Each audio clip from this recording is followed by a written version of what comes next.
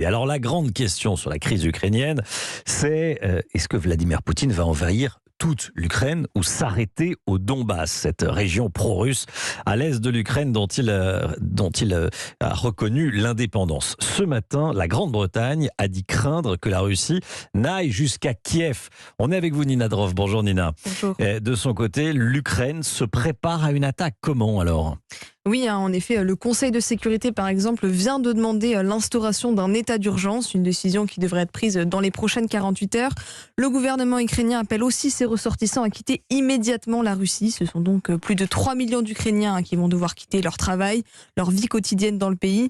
Le gouvernement a également décidé de mobiliser sa réserve militaire. Cela concerne les soldats de l'armée âgés de 18 à 60 ans. Et dans ce contexte, le Parlement a en plus adopté en première lecture une loi autorisant le port d'armes à feu pour les Ukrainiens, une loi nécessaire face aux menaces et dangers qui pèsent sur le pays selon les parlementaires. De son côté, le président russe Vladimir Poutine entretient l'ambiguïté sur ses intentions.